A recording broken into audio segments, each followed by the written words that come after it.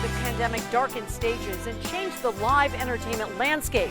While stages are dark, companies complain some crooks seem to have seized an opportunity.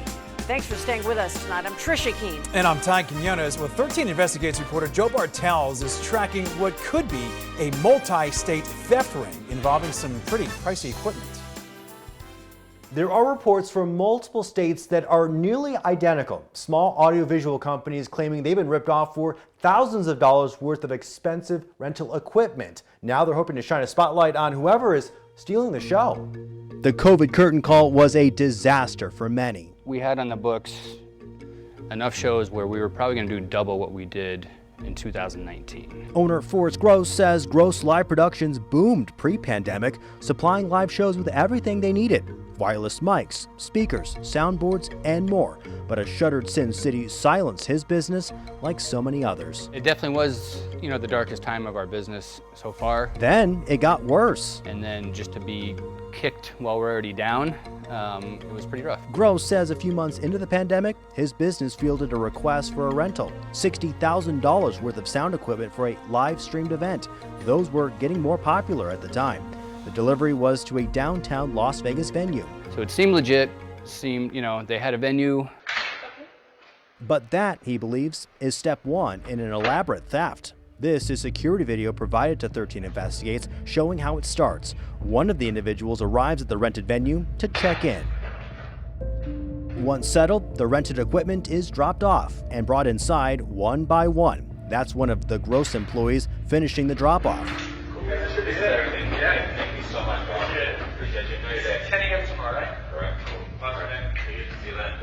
Step 2 is complete. Notice the equipment in the right corner of the screen. Now the stage is set for step 3. Are you going to carry all this up there? Actually, I just want to ask this talking, so we got the wrong equipment stuff. Put it in the van. I'll take it back. Notice the rental van parked just outside. Now it's a matter of loading up the equipment. Easier said than done, especially with the large travel cases, finally deciding just to ditch them altogether.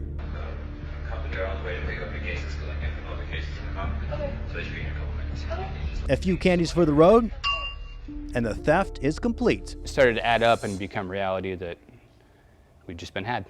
Forrest filed a police report and also launched his own investigation, going on social media and found red flags right away within the industry. 12 other companies I found throughout the United States that have been hit by the same people.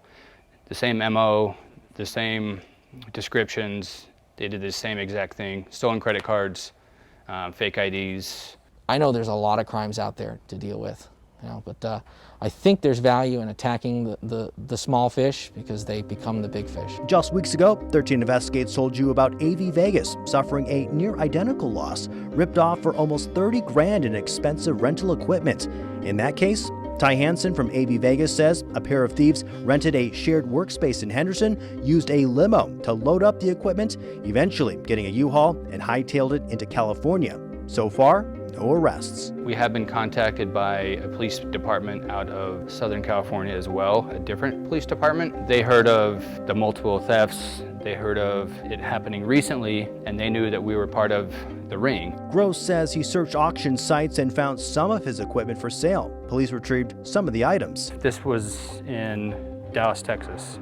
So same thieves, same MO. But similar thefts keep happening, and Gross believes it's connected. We've been in contact with both Ty Hansen and Forrest. Both say they have not heard of any additional arrests, nor do they have any idea where that rest of that stolen equipment is. Joe Bartels, 13 Investigates.